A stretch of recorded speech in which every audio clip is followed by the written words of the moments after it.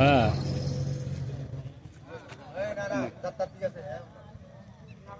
পরিষেবা মিলছে কি, ঘরের ছেলে মেয়েরা রোজগারের গ্যারান্টি হয়েছে কি, উত্তর বুঝতে হবে আপনাকে।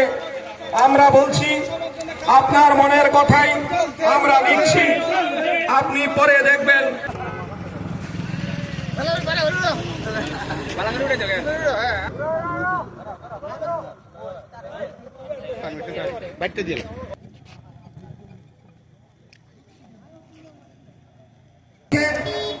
এই এলাকার সুধী সজ্জন মন্ডলীর কাছে বিনম্রভাবে আবেদন করব, রাস্তার পাশে দাঁড়িয়ে আমাদের পরিণত হয়, তার জন্য এই দুই সংগঠন আমরা সেখানে লড়াইয়ের ময়দানে আছি।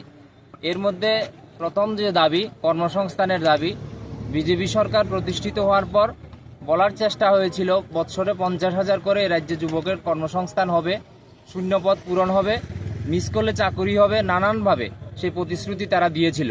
কিন্তু আজকের সময় দাঁড়িয়ে আমরা দেখতে পেলাম গত বৎসর যেই সরকারি যে তথ্য বেরিয়েছে সেই জায়গায় দাঁড়িয়ে যেখানে ত্রিপুরা রাজ্যের 1,52,000-এর উপরে কর্মচারী ছিল, আজকে সেটা দাঁড়িয়েছে 1,01,000। দেখা যায় সেই ক্ষেত্রে 51 থেকে 52,000 কর্মচারীর সংখ্যা উল্টা কমে গেছে। কাজেই গোটা রাজ্যের যুবকদের সঙ্গে বিজেপি সরকারের রসিকতার বিরুদ্ধে আমাদের সে লড়াই জারি থাকবে। পাশাপাশি আমরা দেখতে পাচ্ছি রাজ্যের আইন শৃঙ্খলার অবনতি, আইন শৃঙ্খলা এমন জায়গায় গিয়ে পৌঁছেছে শুধুমাত্র বিরোধী করার জন্য খুন হচ্ছে এমনটা বিষয় না, শুধুমাত্র বিরোধিতা করার জন্য সেই জায়গায় আক্রমণের শিকার হচ্ছে বিষয়টা এমন না। ডাক্তার, ইঞ্জিনিয়ার, উকিল, হাসপাতালে কর্মরত সিস্টার সবাই আজকে বিভিন্নভাবে আমরা দেখতে পাচ্ছি আক্রান্ত হচ্ছেন। গোটা রাজ্যের ভেতর আজকের সময় দাঁড়িয়ে এই যে আইন শৃঙ্খলার অবনতি, এই আইন শৃঙ্খলার অবনতির থেকে যাতে ত্রিপুরা রাজ্যের মধ্যে সুশাসন প্রতিষ্ঠিত হয়, কারণ সুশাসন প্রতিষ্ঠিত করবে এটা ছিল বিজেপি সরকারের প্রতিশ্রুতি, কিন্তু আজকে বেমালুমভাবে তারা ভুলে গেলেন। কাজে সেদিক থেকে আমাদের এই রাজ্যের ভেতর আইনের শাসন প্রতিষ্ঠার জন্য লড়াই জারি থাকবে।